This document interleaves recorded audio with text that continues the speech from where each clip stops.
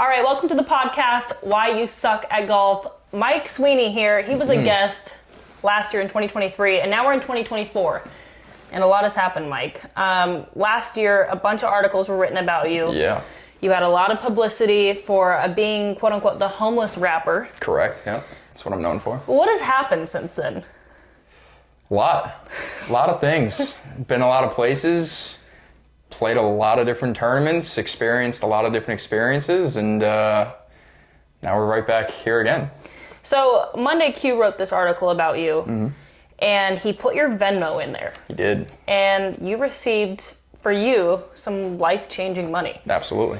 What did you use that money for? To tell the people who donated? Yeah. And maybe if you want to donate again, we'll put the Venmo in there. But what did that money go towards? It all pretty much went towards PGA Tour Canada that summer. I played 8 events up there. I also played a Corn Ferry event in the mix of that in Colorado.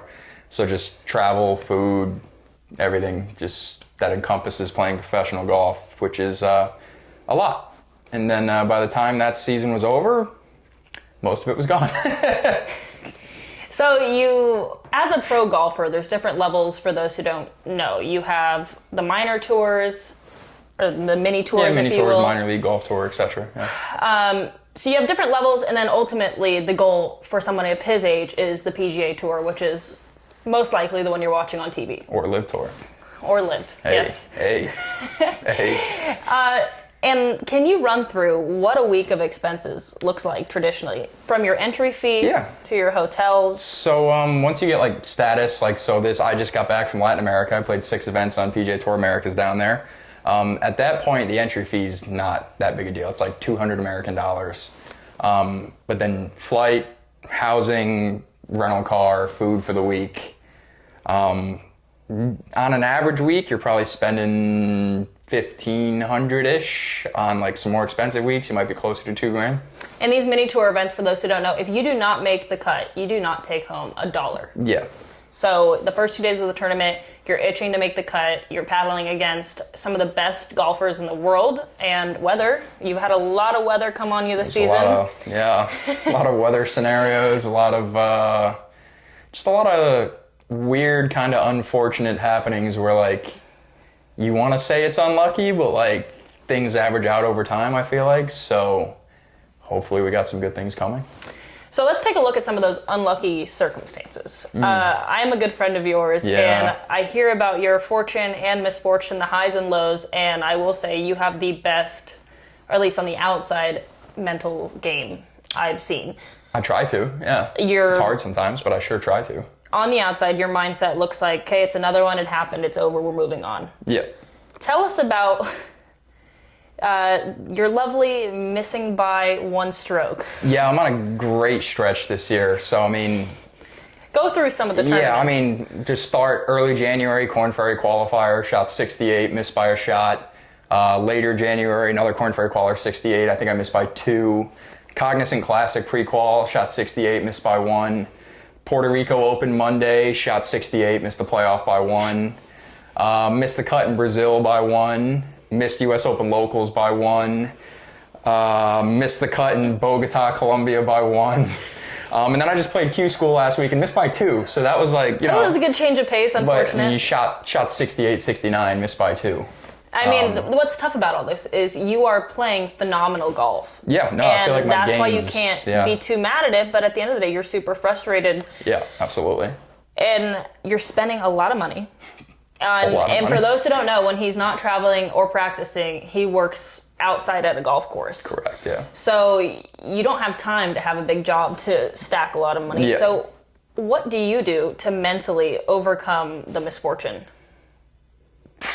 I mean, just keep going, right? Like, it sucks. Like, it's not fun. It's not enjoyable. Like, you just think, like, everyone thinks back after a round of golf and goes, oh, I could have made that, done this, done that. And it's like everybody wants to pinpoint it. Like, oh, I had this putt on 18 that I could have made. But it's like, you think back to hole 3 in the first round when you hit a bad chip to 15 feet. Like, it's anywhere. So I guess it's the same thing. Just try to get a little bit better each day and just tighten up all the little things and hope at some point everything just kind of pieces together at the right time.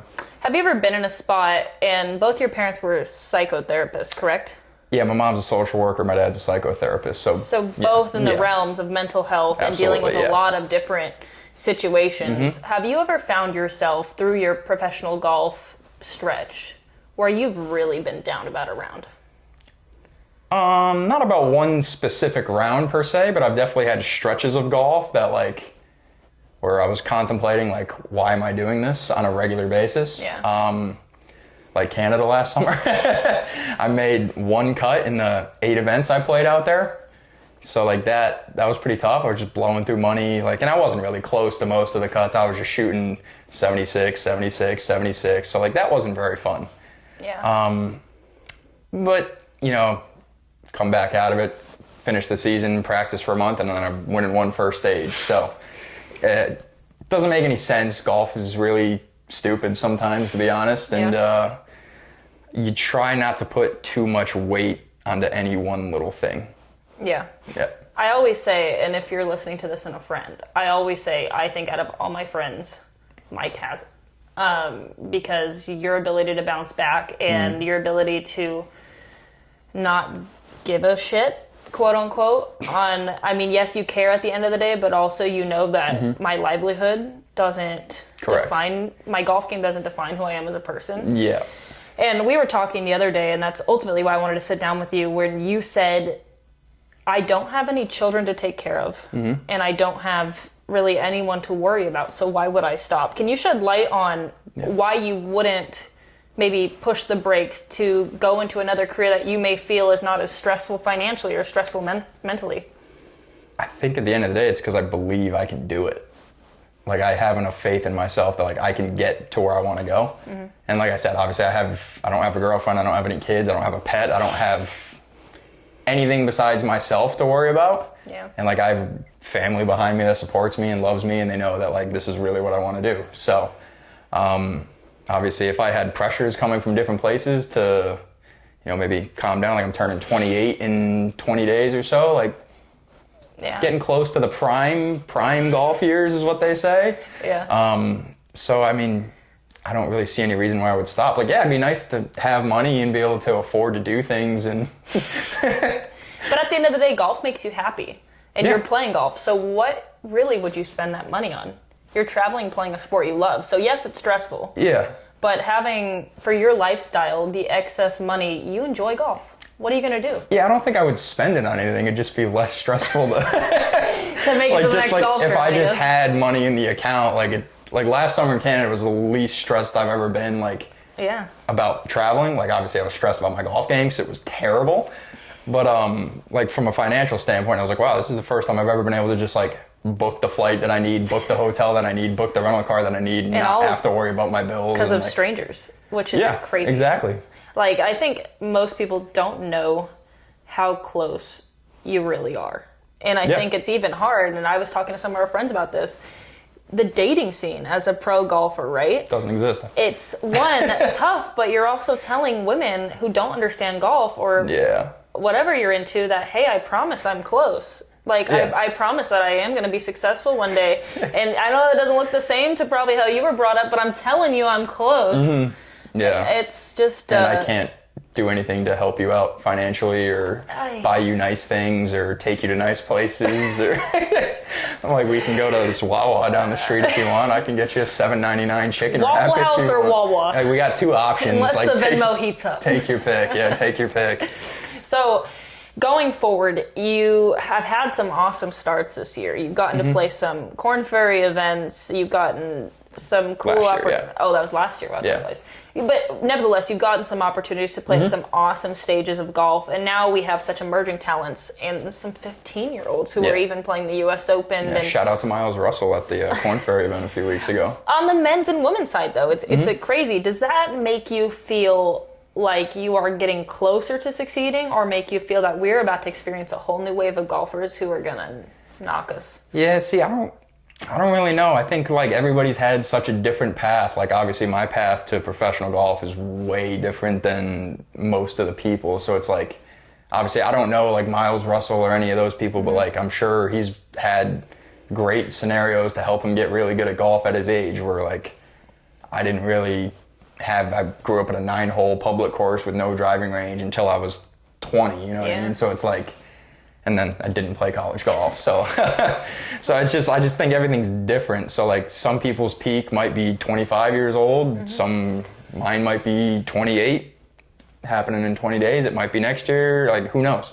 Yeah. So, I mean, it doesn't really, like, it's hard to see. Like, when you see, like, Jordan Spieth came out at whatever age he was and he was winning a bunch of majors, it's like, man, I just played a minor league event today. I felt like I played good and brought in $900. You know what I mean? It's like, it's a little different, but $900 is huge right now. I'm not going to lie. And to clarify, you lost by a stroke. I did lose by, I shot 4 under, lost by a shot, but that's on me, you know. I just got to be better, I think. I guess. I mean, it's hard to put yourself in someone's shoes and saying, you know, that's the age or that's the time when really there's no right answer. Correct. And the big what if is, will there ever come a time? And I think it's so different. I mean, golf is very fortunate where it's very black and white. You shoot a score and it kind of tells your story for the day. Yeah. Well, you'd like to hope. In Not other always, sports, it's harder to dictate that fine line, right? Like, Absolutely. I felt like I played well today, or, you know, and the stats are just a little bit different. What do you feel like is your biggest drive in these next couple weeks? How are you going to get over this hump of maybe a mental switch to take the first place and not keep getting beat by one, Mike? I mean, like I said, I don't really think there's anything different to do, per se. It's like 4 under par on a fairly regular basis. Like, I shot 67 5 under at US Open Locals and didn't make it through. It's like, and what do you do? Like, I made 8 birdies and 3 bogeys. Like, all right, make 1 less bogey, sure. But, like, the process is good. The physical game feels good. It's like, at some point, you just keep putting yourself there. Like, law of averages, you got to get over the hump at some point, right? Yeah, that's true. Well, let's talk about some positives. Let's go from, you know, maybe 2 years ago to now. Let's talk about, your situation. You had a house and weren't in your car for a couple months, so that was pretty decent. Correct.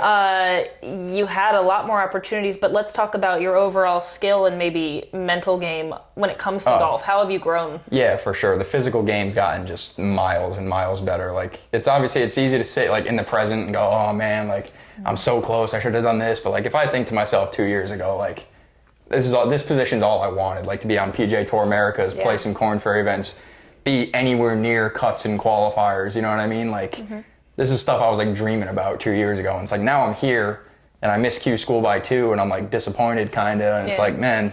You would have killed to be there. Exactly. So I try to keep everything in perspective as much as I possibly can. Obviously, it's difficult sometimes, because this is my career, this is my life. Obviously, you want things to succeed and go well, and when you put so much into something and it feels like you don't get anything back from it, it's hard. Yeah. But, like Billy always says, we should try getting one shot better. Yep. So, moving forward, you play golf, it can go obviously one of 2 ways, or kind of like it is in the middle, where you're kind of just making it by, you're playing well some days, and you're missing really closely. At what point do you feel like it would take for you to pull the plug? That's a great question.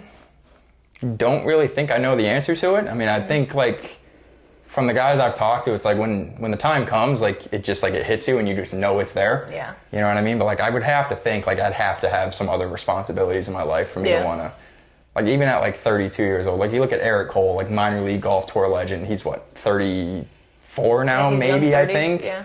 And, like, he had his rookie season last year, rookie of the year, and he's just breaking out. So it's like, until I have, like, physical things in my life that are, like, pulling me away from golf, like, I don't see myself doing anything else. It's close because you can almost taste it, and the regret you might feel from pulling the plug too early. Exactly. Or getting yourself to a point mentally and financially where you're so spent that maybe you pulled it too late. And that's a crazy balance to figure out. And yeah, there's absolutely. No right answer. There isn't. Everybody's in their own scenario and situation, so just keep going until the world tells you not to go anymore, I guess. All right, before we wrap up, what do you have coming up and what are you looking forward to? Well, seeing as I missed by 2 at Q school, I really have nothing coming up per se.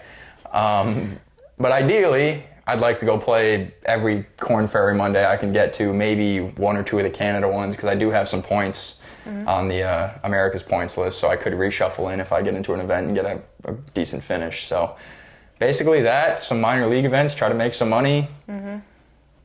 Try to not miss by 1 if I can somehow manage that. Maybe shoot like one above the cut line as opposed to below it. Yeah. But other than that, I mean, I'm still trying to kind of figure out what my summer is going to look like. Ideally, like financially, it would just be go to all the Corn Ferry Mondays, and like I'm bound to get through one of them at some point. So for those listening, throw the Venmo out if you feel so kind. Do you know what it is off the top of your head? At Mike Sweeney 860.